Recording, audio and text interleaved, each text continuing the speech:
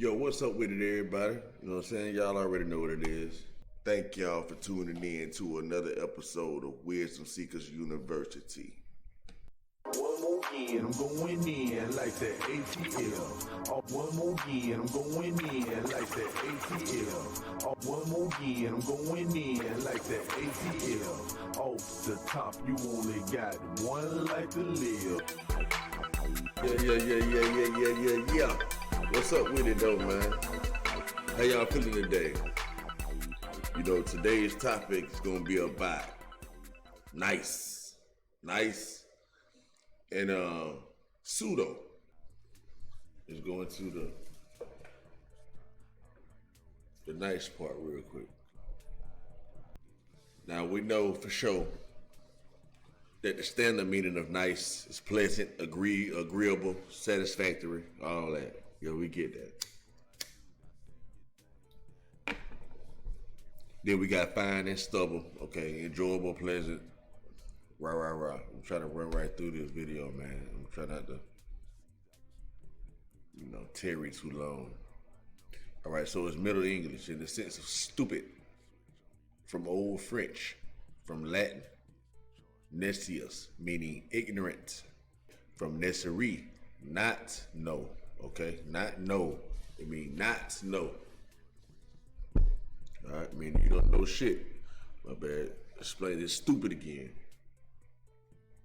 It say other early senses included coy, reserved, giving rise to, fastidious, scrupulous.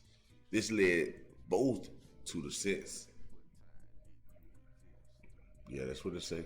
Fine and subtle, regarded by some as the correct sense. Right, meaning fine or subtle, and to the main current senses. But they can't take from the fact that it's Middle English in the sense of stupid, from Old English, from Latin, it's Necius, or Necius, meaning ignorant. All right, point blank period. And it meaning not know. That's the earliest sense of it. Can't take that back. But for the ones that didn't know, now you know. So don't be no fool for nobody, baby. And they would say, don't be no fool for nobody, baby. So that's where we at with that. All right, since we ran through that, let's get the pseudo right quick. Not genuine, spurious, or sham, right? It's a sham. That's an informal meaning. Everybody know I don't do informal like that. So the uninformal is a pretentious or insincere person. Pretentious or insincere. Pretentious or unsincere. Okay? That's what it means. Right? And the origin of the word, what does it mean? Late Middle English as a noun in the sense of false apostle or teacher. A false apostle or a teacher. Check out what pseudo mean now in the origin. Let nobody fool you. What does it mean? False apostle. I didn't know they had false apostles. Or teacher. Alright. So now, this gonna be the kicker right here. This is the kicker. To give y'all guys a little backstory, right? Well, actually, let me read from 32. And when they heard of the resurrection of the dead, some mocked, and others said, we will hear thee again of this matter. So Paul departed from among them. How about certain men clave unto him? You see what I'm saying? So Paul was chopping it up with some Stoics and all them, some people. He was chopping it up with some people, right? They wanted to know his knowledge. They wanted to know what he had going on. They was, you know what I'm saying? And but they didn't totally agree. They basically laughed at his ass, like, "Oh man, that shit you kicking is some bullshit." And they laughed his ass off. You know what I mean? Like they just said, like, "We'll get with you on another time, bro. We ain't really feeling that. What you talking about?" And so the people that did feel him was Dionysius, and So Dionysius was basically like an idol worshiper, so to speak. You know what I mean? He had all kind of stuff going on. You know, he had a lot to do with the people's beliefs during that time. It's a Pseudo Dionysius, the Areopagite, also known as Pseudo Dionysius, was a Christian theologian and philosopher of the late 5th to 6th century, who wrote a set of works known as the Corpus Areopagitico. Okay, instead of Dionysius, he identified himself as Dionysios, portraying himself as Dionysius, the Areopagite. Okay, the Athenian convert of Paul the Apostle. You see, remember we just read that he followed Paul, right? It say mentioned in Acts 17:34. That's what we read. It say this false attribution to the earliest decades of Christianity resulted in the work being given great authority and subsequent theological writing in both East and West. It's a Dionysian writing and their mystical teaching were universally accepted throughout the East amongst both the Chalcedonians and the non-Chalcedonians, and also had a strong impact in later medieval Western mysticism, most notably Meister Eckhart. Its influence decreased in the West with the 15th century demonstration of its later dating. Now watch this. This is the book he wrote, okay?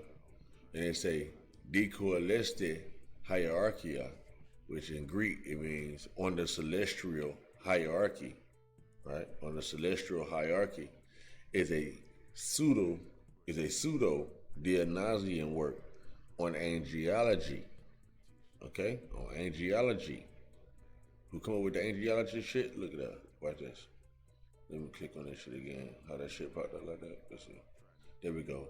A hierarchy of angels is a belief or tradition found in the angeology of different religions, which holds that there are different levels of or ranks of angels. Higher ranks may be asserted to have greater power or authority over lower ranks, and with different ranks, such having differences in appearance.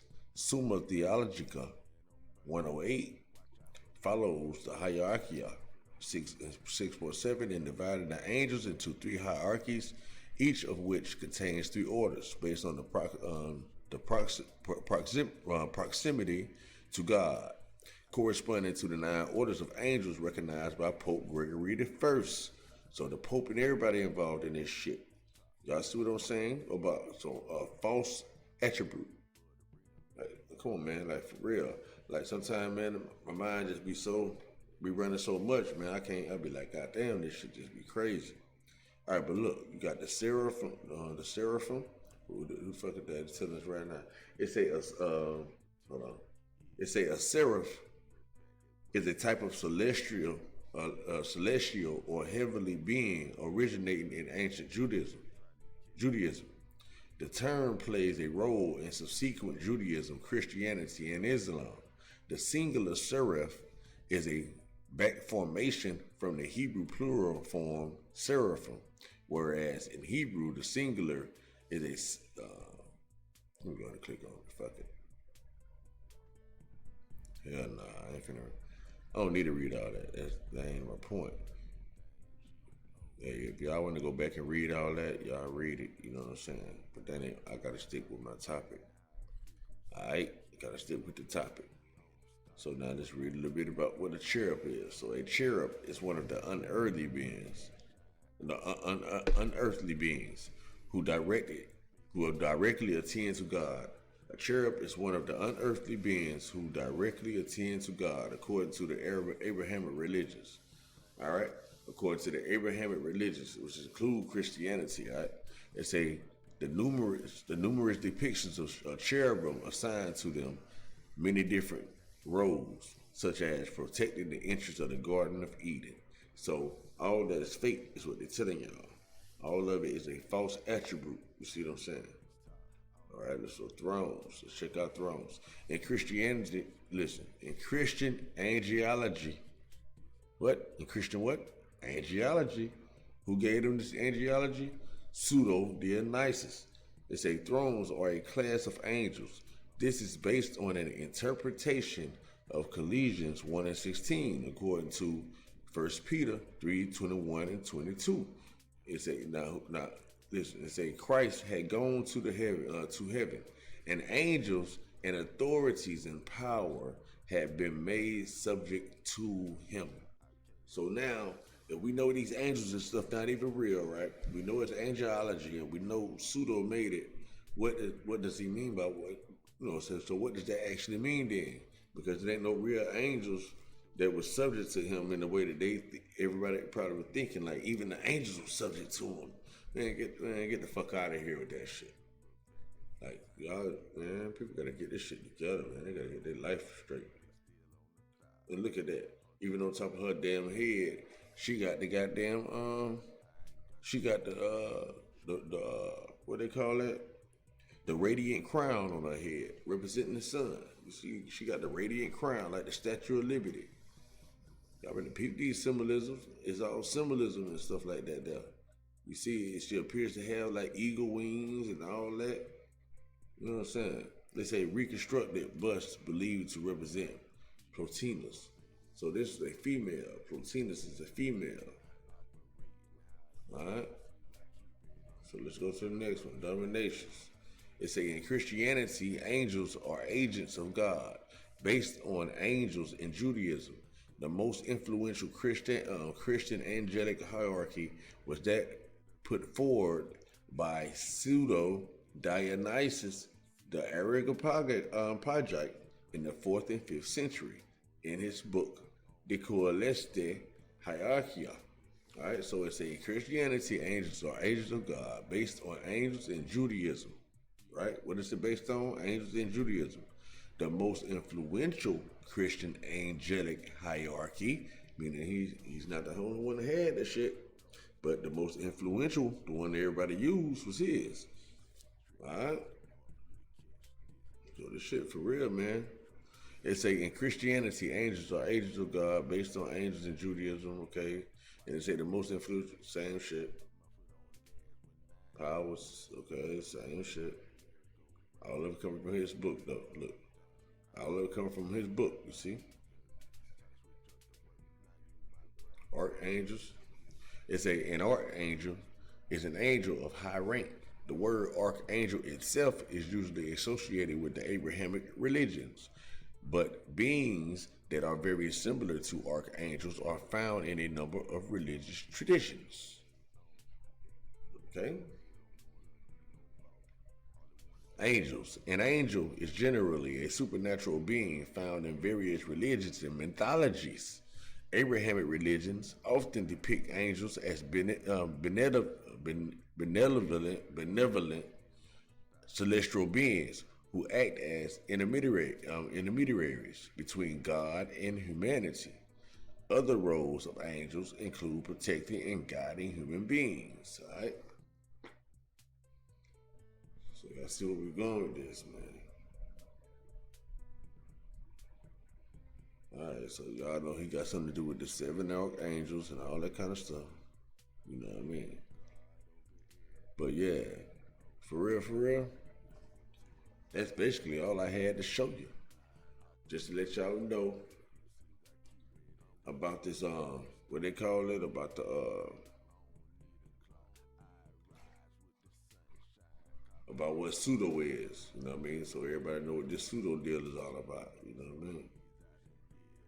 So, and what being nice is all about. So stay on top of y'all game, man. Don't get caught slipping.